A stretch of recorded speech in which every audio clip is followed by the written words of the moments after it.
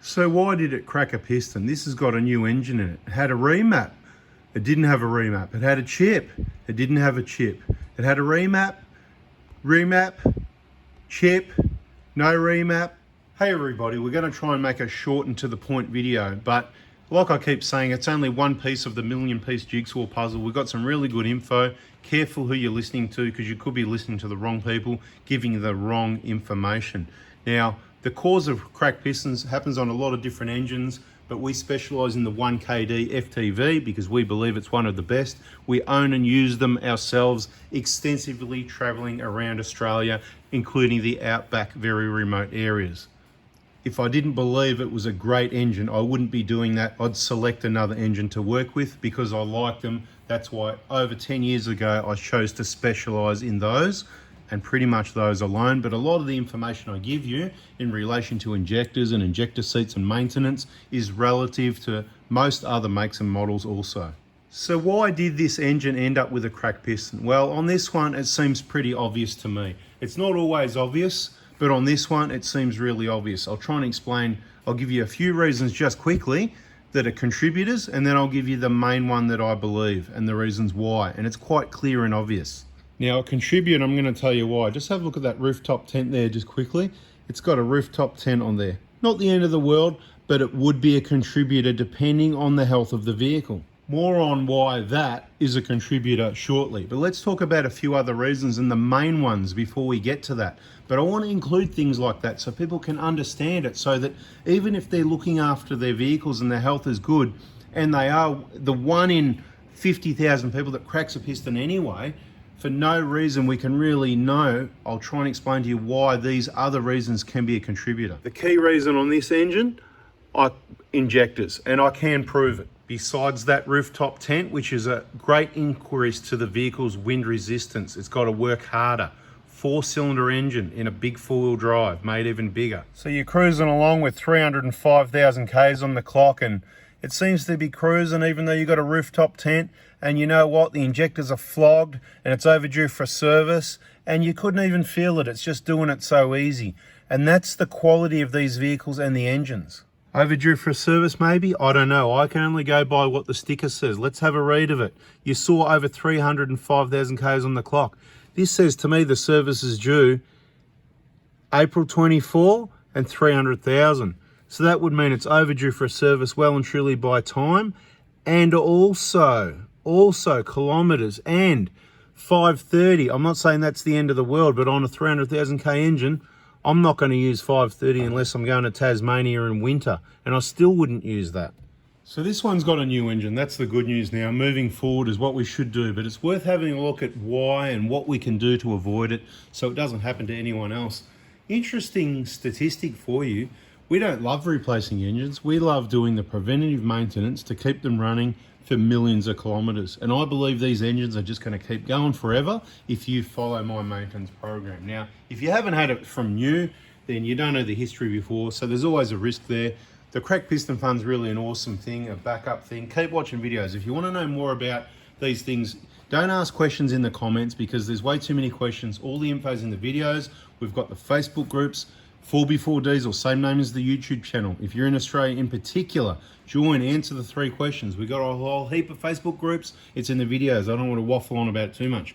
Why did this crack piston? Quite simply, it hasn't got a chip, it hasn't got a remap.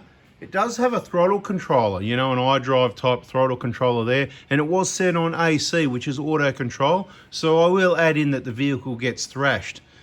A lot of people are a bit shocked. Now, I'm not saying I hate throttle controllers or anything, and I'm not saying I hate chips and tunes. Hey, guess what? Our Hilux has got a tune. We've done a tune on our Hilux. Is that crazy or what? It's a good clean tune. It doesn't blow smoke. Goes a little bit better. Drives nicer. Even my wife commented on it just today saying, hey, I just drove the Hilux. Just drives nice, you know? I said, that's it. We might even need to go a bit further. Yeah, it's probably a risk, but the Hilux is detuned compared to Prados, and that's not this video. That'll be in another video. So subscribe, turn the bell on and all that so you don't miss the next one. And you need to rewind a bit. Maybe just go back a year at a time and watch the year in catch up, and then rewind another year and watch that. And it doesn't matter if you watch it again because you've got to hear things 3 times, because you only retain 10% of what you read and what you hear. So you need to hear this voice. You need to get used to this in the head. When it annoys the rest of your family, then you're getting there. You're getting close. Your vehicle's reliable. You're saving money, and you've learned a lot of stuff, not just about vehicles. Injectors on this one, big time, right? So no chips, no tunes. What I got to was the throttle controller. It's not the cause of the reason why, no. It's going to be the cause of it using more fuel. It's going to be the cause of it being driven harder, which probably isn't really going to have much effect, but it will have a little bit, because you don't know. You're not pushing your foot down hard. You're just touching it, and things go, whoa, like a rocket ship. This is great. It's just a placebo thing, you know. It's a trick in your mind, because you're just touching accelerator, and you think you've got this rocket ship V8 there, even though it's just a little 4-cylinder and a big 4-wheel drive. And the newer engine is even smaller. What a bad idea. This was a bad idea being this small, but it's acceptable only just, right? We'd love a 3.2 or 3.4 V6 twin turbo. We all would, wouldn't we? Put in the comments. Anyway, but it's not going to happen. Sadly, it's just not going to happen. It's all over. This is the best you got. Look after it, hold on to it, and all the best. So there's no chips, there's no tunes, there's no remaps, there's none of that funny business. And that is one of the biggest contributors. We know that. Clear, if anybody sort of wise, smart, watching my videos, maybe some other videos, and you'll just see things around and go, chip, no chip, chip, no chip. That joke I was doing at the start, chip, no chip. Well, funny thing is, what, every second one's chipped or remapped? Yeah, well, you know, what does that tell you? And then, oh, so why did all the other ones crack pistons? Well, why did that happen then? They're not all chipped. Why did that happen? Well, it's in a Toyota document that injectors not working correctly cause wrong combustion and crack pistons. It's in Toyota documents. You don't need me to tell you, but I'll back it up because it's quite obvious. And I'm going to give you some little bit of evidence why when I finish my rambling. Okay, when I finish that, I'm going to give you my little piece of evidence, and I've seen it. It's not just this example. I've seen it before on engine replacement and on injector replacement. So let's just say, like right now, I'm going to have another video. Actually, the next video you don't want to miss. It's going to be what maintenance to do moving forward with a new engine and an older vehicle. What else do you need to do? Because you just spent a lot of money here, maybe, if you're not in the crack piston fund. And you might want to not only look after this, but look after the rest of the body and shell and everything, all the maintenance, so that you don't have any issues with that and you can keep the whole vehicle on the road. It's good to have a new heart in the beast and a new turbo and a new radiator and all these related bits and pieces. It's absolutely, it drives great like a new car. It's beautiful. Actually, this one drives really well. The whole car's good, but there's going to be some other maintenance that's missed because they weren't on the videos, and that's why this happened. If you're on the videos, my money's on it wouldn't have happened because the injectors were flogged off their heads. I'm going to tell you how in a minute, but I just want to be clear.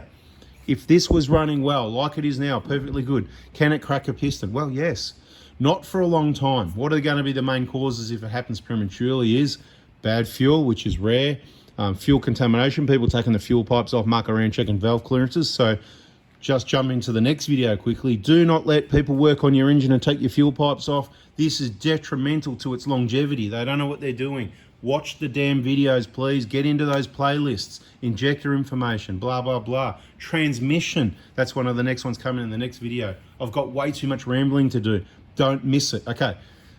So it's running well. It's all good. So why is it going to crack piston? Okay, fuel contamination, fuel contamination. Okay, let's say it's not that. Can it crack a piston? Well, it can. Another contributor that people keep insisting on, bigger tires. Okay, these are only 265 70-17s. They're only a little bit bigger, but they're bigger. They are bigger. Bigger tires, you've geared the vehicle up, making it work harder. Do that with a combination of the wind resistance of that rooftop tent and do it at 110 or 120 kilometers an hour on this 4-cylinder engine, probably in overdrive in top gear because you're not pulling it back to fourth. You're working the engine, it's creating heat, the coolant temps are going up, the EGTs are going up, and it's not going to happen straight away. It's not going to happen quickly. But what you've done to the vehicle, you're making it work harder, and over time, it's going to generate the heat and the stress, and it could happen. It's probably not going to happen, but it could happen, and you are contributing to it, so stop doing those things. So the next video is also going to go back to this video a little bit. It's going to have all the maintenance stuff, and I'm going to talk about maybe a little bit more about how you should drive the car, which I'll add in now before I tell you the main reason why I know the injectors cause the crack piston on this one. Okay. I don't want you to drive in overdrive with a rooftop tent and big tyres up hills, right? They say fourth gear for towing. Well, Once you put big tyres on a rooftop tent, it's just like towing. It pushes the coolant temps up, the coolant here, the radiator, those temps. There's no scan gauge or anything in this vehicle to read the coolant temp or the transmission temp. So we're blind. We don't know what's going on. We're completely blind. What is going on? We just don't know. You need to, when you're running a 4-cylinder with modified wheels, tyres, rooftop tents, dual batteries, bull bars, light bars, antennas, all the things you've got, making the engine work harder. You need to monitor coolant and transmission temperatures. Yes, you do. That'd be the Scan Tools playlist and the automatic transmission playlist. Thank you very much. Okay, so there's all these contributors. So when a vehicle cracks a piston, you kind of go, well, that's a bit odd. You know, why did that happen at, you know, if it's at 150, rare, I mean, it doesn't happen anymore because most people get the information, do the maintenance. 150, 200,000 Ks, well, what's happened there? It's always going to be reason, like a lot of towing a caravan, they've put it in fifth, they've got some bigger tyres, they've got a blocked up. What about the blocked up radiators? Have you seen all them? Important to subscribe and turn the bell on and not miss it. You need to do the BFE every 150. If you're out in dirt, dust, mud, bucket and bog holes, you might have to do it every 50 kilometres. Or 5,000 kilometres, or 10, whatever. The more you use and abuse the vehicle, the more you need to do the maintenance to look after it because it needs a cooling system that works, right? Now, let's wrap this one up. Injectors. Injectors were flogged off their heads. How do I know? Okay, so when we do either an injector job, which we've done a few, I'm trying to be honest here, we've done a few. Look, this is hundreds and thousands, right? But we've just done quite a few, let's say. Now, I'm just going to give an example. Draw a circle around, that's 300,000 Ks right here. There's 300,000 Ks. Draw a circle around it. So whether it's 280 or 320 or something like that, just use this example. There's a number of vehicles that whether it's engine replacement, and we don't do that many engine replacements, and the ones we do are generally not crack piston fun because the people that listen to my videos, listen to the rambling, listen to the waffling, they do the maintenance and they don't have problems. And thank you very much. I appreciate helping you, and I know that you appreciate the help, so we're all happy together, right? We're in our own little world of happiness, right? So it's beautiful. They generally don't have cracked pistons. I say generally because there might be bloody one in, I don't know, 3 years out of tens of thousands of people, I don't know. Because again, they didn't have the vehicle since new. You don't know what people did before. So there's always a question mark, which is why we've got the cracked piston fund, right? For that worst case scenario, this is a really rare thing. And if it seems common, it's just because when it happens to people, they're just all over social media. So anyway, 300,000, we had the circle around it. See, lots of rambling. It doesn't matter. It's important info. It all adds together. So then it's 3 pieces of the million-piece jigsaw puzzle. So we might not get to 1 million. We might only get to 300,000 because we're fitting 3 pieces in each video because of the rambling. Anyway, 300,000 Ks, right? 300,000. What happens? So so someone brings in the car, 300,000 Ks, we do the injector job, or we put an engine in it, let's just say, right? Few engines, we've only done a few engines, let's say, not many. You know, I'm being modest again, not many, but you know, everyone's wondering, what is a few really? I might give you a number in one of the videos, just be subscribed, keep the bell on. It might be in another video, it might be in this video, and I might have been wrong, because I did a recount the other day, and now I know how many we did last year, and you'd be horrified how many we did, and it's horrifyingly low. But anyway,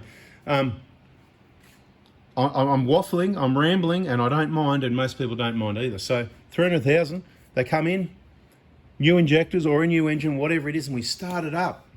And this is just one example. I'm not saying this does or doesn't happen at 200 or 250 or 400 or 500, but I've noticed on a few cars, more than once on an engine replacement, more than once on an injector replacement, and it's all new, genuine, it's all just, this is just done. We don't muck around. This is beautiful. See this thing? I want it in my 150. I want a new engine, I'm jealous, like, you know, I don't get jealous, but I'm like jealous. I'm not really, I want to be jealous about it, because if I am, then I'll just put one in my car as well. Then I'll have a good second-hand engine I can sell you that has never had a tow bar and all that sort of thing. Cheap, for the people that just want to cheap out and not put a new one in. Better than a rebuild, that's for sure. Only new engines, people. Only get new engines is my recommendation. New, genuine engines. We've got them in stock. Cheaper than, you know who. Anyway, Mr. T. Anyway, what I'm trying to say is we started up. I'm getting there, right? I'm dragging it out. I'm dragging it. Trying, you know, cha-ching, another ad. I'm going to make another 5 cents. Yes! Anyway, not really. It's pretty pathetic how much money. This video might make, I don't know, $10 in a lifetime. I don't know. Depends if you watch it or not. Only the wisest people are still watching. I don't mind prolonging it a bit and promising I'm about to say it and then waffling a bit more, because when people complain about the rambling and all that, it just makes me want to do it even more, because I don't care. I'm not here to have the biggest, best YouTube channel. I'm here to provide the information for the people that want to listen and learn look after their vehicles for free, keep me talking, and keep my hands clean. Oh, look. Anyway, gloves work well too, but you know, keep your hands clean by doing less work on cars or keeping them clean so that they stay clean. They run rough. That's what happens. They run rough. Why is it running so rough? What's going on here? You know, the first one, we go, oh, hang on, what's going on here? No, that's right. Because what we do, we start the engine before we've done the comp codes and the pilot learn. And it's not so much the comp codes, it's the ones with the pilot learn. Because the ECU adjusts and compensates for your flogged injectors. And I've said it before in videos.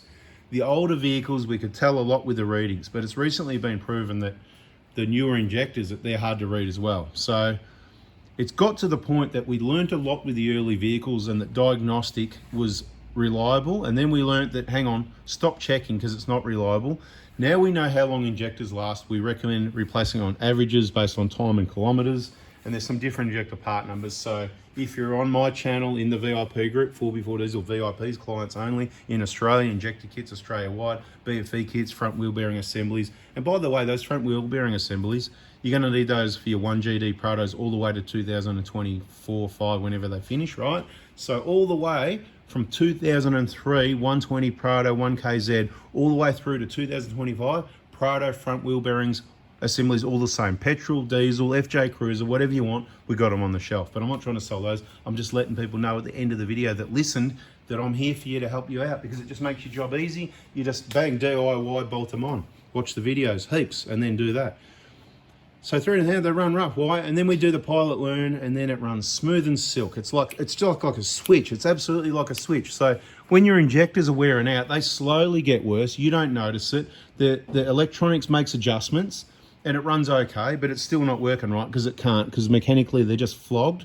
And that's what cracks your pistons, right? It's documented by Toyota. You don't have to believe me. I've put the documents up before. I'm not going to do it again.